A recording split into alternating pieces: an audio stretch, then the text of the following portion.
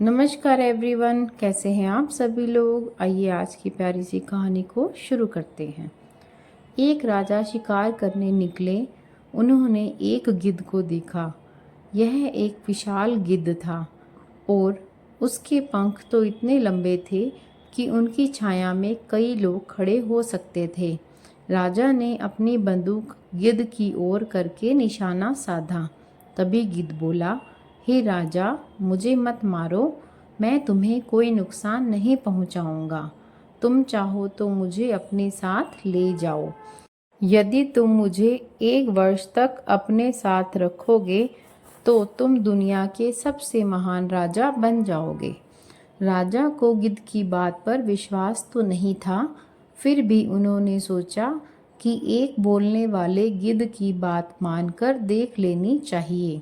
इसलिए वे गिद्ध को अपने साथ ले गए। गिद्ध ने राजमहल में पहुंचते ही खाना मांगा।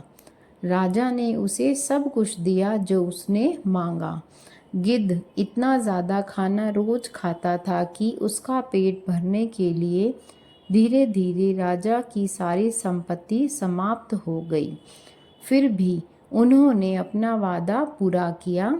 उन्होंने परेशानी में रहकर भी 1 वर्ष तक गिद्ध को अपने पास रखा। 1 वर्ष पूरा होने पर गिद्ध ने कहा, अब समय आ गया है कि मैं तुम्हें तुम्हारा इनाम दे दूं। तुम मेरी पीठ पर सवार हो जाओ, मैं तुम्हें कहीं ले जाना चाहता हूँ। राजा गिद्ध की पीठ पर बैठ गया। गिद्ध ने अपने बड़े बड़े पंख फैलाए और उड़कर चल दिया। वह राजा के महल से दूर उड़ चला।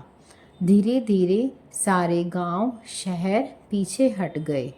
अब गिद्ध समुद्र के ऊपर से उड़कर जा रहा था। राजा ने नीचे देखा तो वो घबरा गए।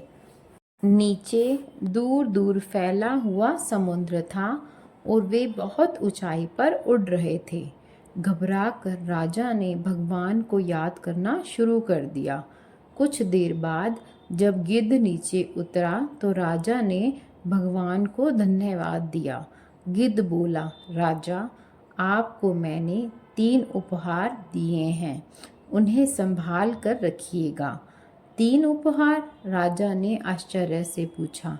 जी हाँ, 3 उपहार।